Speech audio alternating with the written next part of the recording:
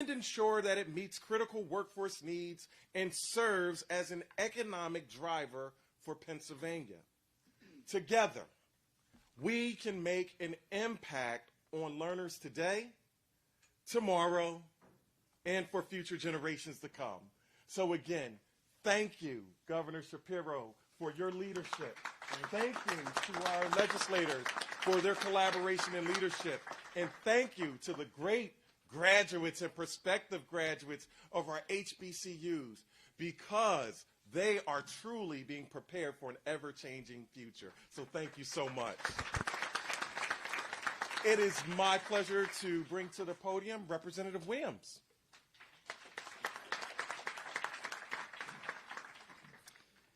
Thank you. I am Representative Craig Williams, and welcome to the 160th District, where you are right now. It is my great pleasure to be the representative for Cheyney University. And I should also note that I am the Republican up here. And I want you to know why I point that out to you.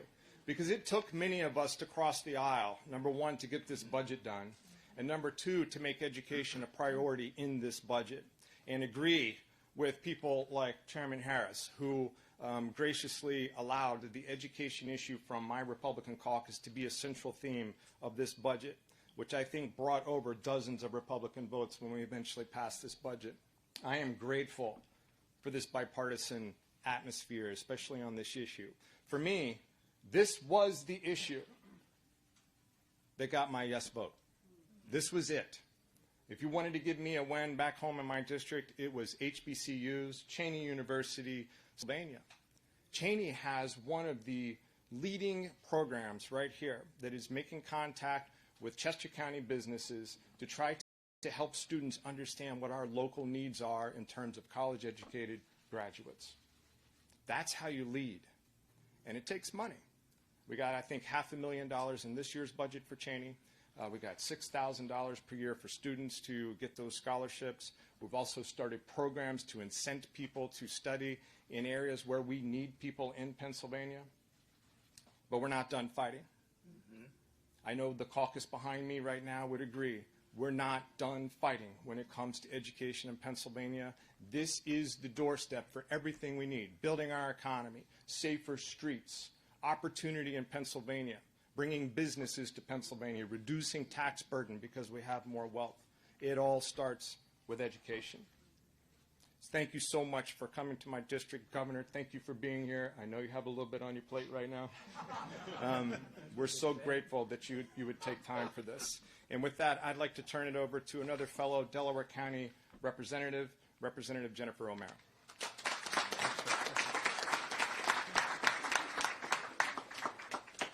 Good morning, everyone. Good morning. My name is Jennifer O'Mara, and I am a state representative from Delaware County. So I am thrilled today to be here to celebrate the passage of the budget, the investments that we made in public education and higher education, and the bill signing for a piece of legislation that includes legislation that I have been working on.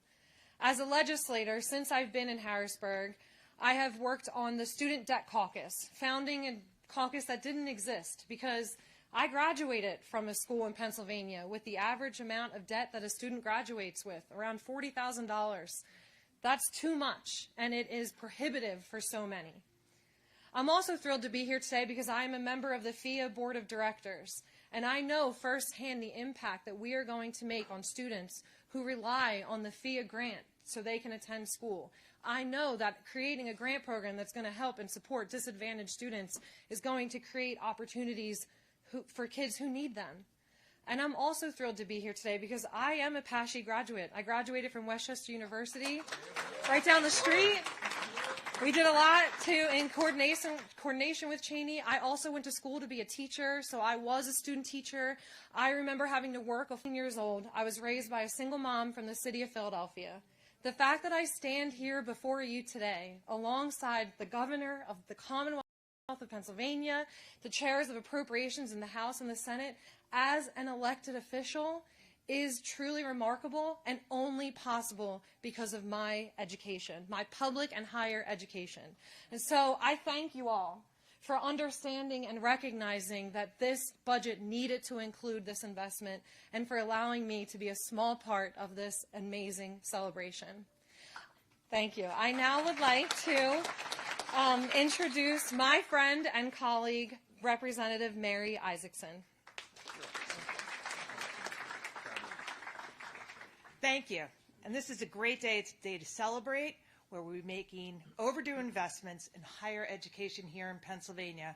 And there are so many distinctive investments and reforms to celebrate in this bill. This new law, which we're here to sign today, makes a down payment on public higher education. And we are only getting started. This is only a starting point. While the new board will work to bring stakeholders together, this law will also enable our public higher education systems to make more accessible and affordable to those looking for training and career paths.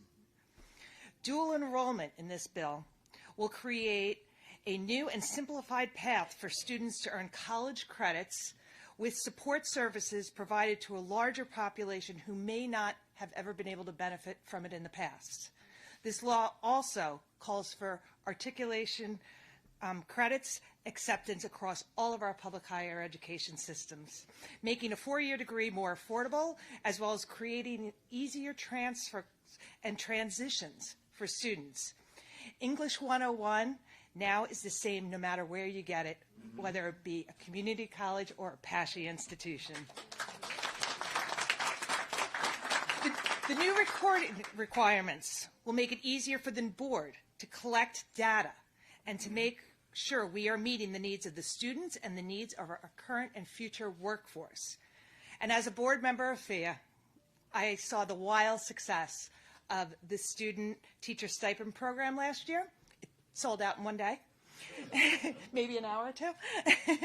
And I'm happy this year that we doubled down on that and trying to get more teachers.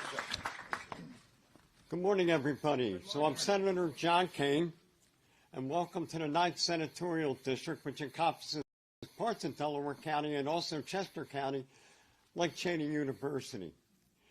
What an honor it is to be back in our nation's first and most historic HBCU, right here in the 9th District. Not too long ago, I had the pleasure of touring this iconic campus, learning about its rich history, and meeting the wonderful folks who make this place so special. During that visit, I made a promise to Cheyney, its board, the staff, and its incredible students. We would make real investments and bring real opportunities to this university. Today, I am proud to say that we have a historic state budget that fulfills that promise. We have investments in higher ed, investments in our current and future educators, and we have key policies that will enhance the level of education our students are getting. We also have a governor, and hopefully future VP. That's right. Who not only shares a powerful vision for education in our Commonwealth, but is taking concrete steps to elevate our schools to the level they deserve. Now, I used to be a plumber, so I'll leave all the big budget numbers to our governor, but let me say this. Cheyney has no doubt faced his fair share of challenges, as pioneers often do. But Cheyney has never, ever stopped pushing forward. That's right. The future here is bright, and Cheyney students continue to be in excellent hands. Our accredited and beautiful HBCU. Thank you. And now, it's my distinguished honor to introduce Majority Chair Representative Jordan Harris. Thank you, Senator. All right. Still good morning, Cheyney. Good morning. Oh, come on. It's the university that many follow. Many have tried to emulate and imitate. But the best, the brightest, and the first to do it. It is always a pleasure to be with my governor, Governor Shapiro. Glad to be here with you, and thank you for all of the work that we did together to get this budget done. So glad to see all of the media. I'm so glad you all came to see me today. You can answer all their questions. But seriously, this is a great day for us here in the Commonwealth. This was a good budget, and I've said this time and time again. I've been in the legislature for 6 terms, and I've voted on several budgets in the past. But this was the first time that I could honestly say I am proud of the budget that we passed. I am proud of the things that are included in this budget. And what we're here today to celebrate is a big part of that. For those that don't know, Cheyney University is not just an HBCU. It is not just a member of the state system of higher education. Cheyney University is the conscience of the black community in Pennsylvania. Cheyney University is the place where many of our best and brightest have been educated, trained, motivated, and have gone on to be successful. People like Octavius Cato, who, if you go to the city of Philadelphia, there's a statue in his honor. A black man who was killed registering people to vote. A black man who was very instrumental in making sure that people that look like me have the right to vote in this country. People like Julian Abel, who was an architect. A lot of folks don't talk about Julian Abel, but Julian Abel lived actually in part of my district, which is now called Black Doctors Row. If you look at the art museum, if you look at the free library, you're looking at Julian Abel's work. If you look at people like Baynard Rustin, civil rights leader, guess where Baynard Rustin was educated, reared, and got his identity? Here at Cheyney University. When you watched 60 Minutes and you saw that guy, Ed Bradley, well, you didn't know it at the time, but you were looking at one of Cheyney University's best, brightest, and finest. And whenever you get that Philadelphia Tribune, don't forget about our friend and one of Cheyney's biggest cheerleaders, Bob Bogle, or it is sacred ground. It is hallowed ground. Right here at Cheyney University, some of the sharpest minds in America were educated. For a very long time, if you were a school teacher in the Philadelphia school district and in school districts around Philadelphia, you were educated right here at Cheyney University. So let me, please, ma'am, please, sir, let me just take a moment in time for us to recognize why this budget matters. See, these aren't just dollars and cents. They aren't just lines on the paper, but it is the future of the Commonwealth. When a teacher stands in front of a young person and that teacher is able to ignite the mind of that young people, ignite the inquisitive nature of a young person, that teacher sets that young person on fire. And once that fire begins to burn, you can never shut it off. But that teacher is typically educated here at Cheyney University. So, yes, it's a 6% increase. Yes, PASHE has frozen tuition again for years in a row. That you can clap for that. That's good. But understand something. It's not just the money, but it's what the money represents. Pennsylvania will have no future if we don't invest in our young people. And I would submit to you, Black America would have no future without places like Cheyney University. All right?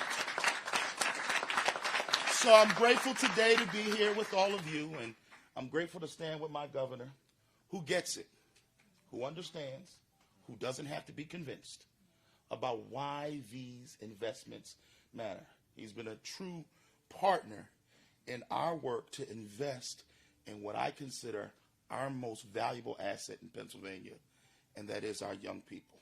So this is a start. We got more work to do. We have more investments to make.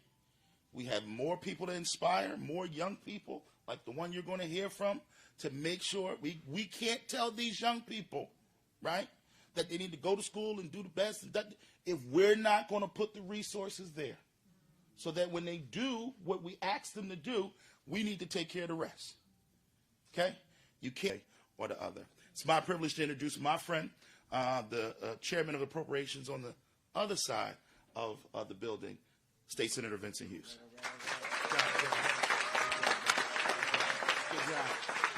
Good job. Give Chairman Harris another round of applause, please. Do that.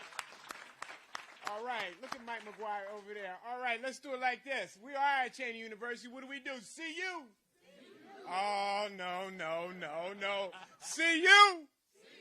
See you?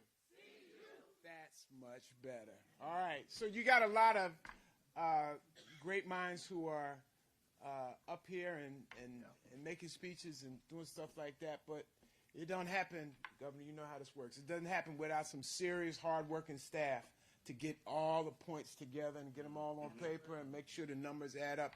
I got to give a shout-out to my Chief Counsel, Michael Deary, who you have the opportunity to meet because she's going to be interning for me, Governor. Oh, good. All right. Michael Deary is here.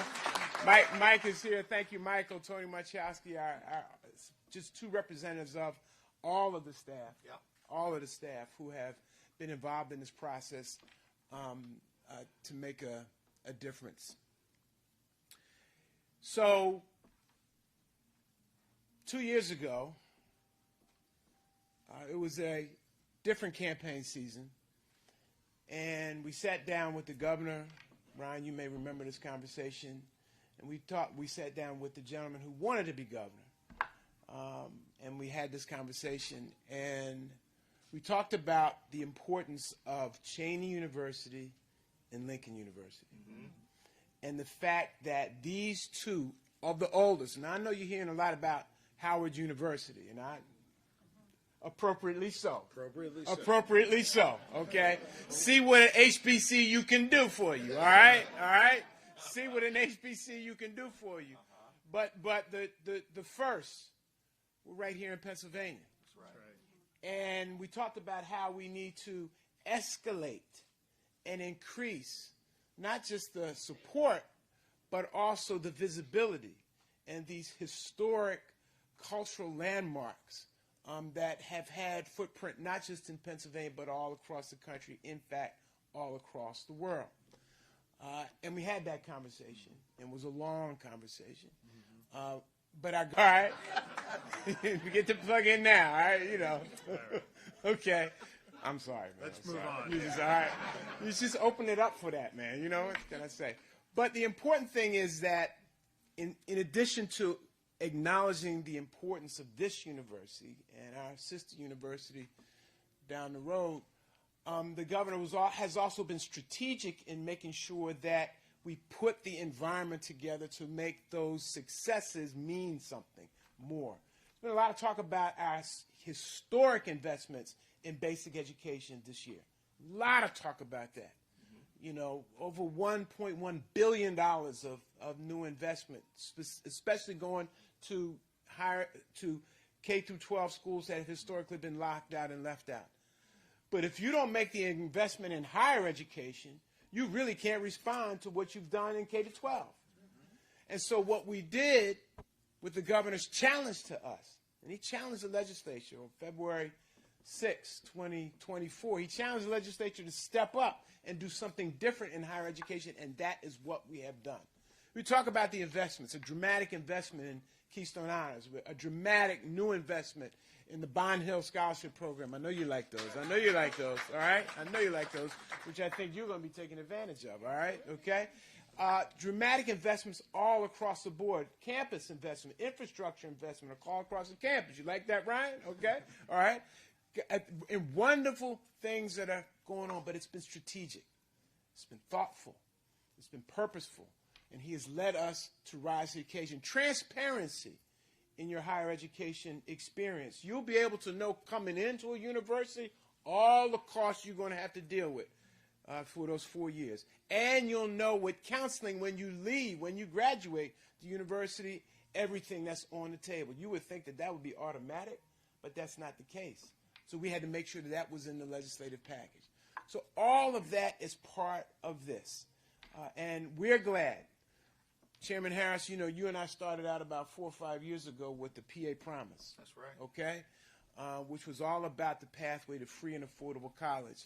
We have finally gotten it done. And thankfully, we've gotten it done with Governor Josh Shapiro pushing us to make sure it happens. And of course, the Student Teacher Stipend Program, where we've doubled from $10 million to $20 million. So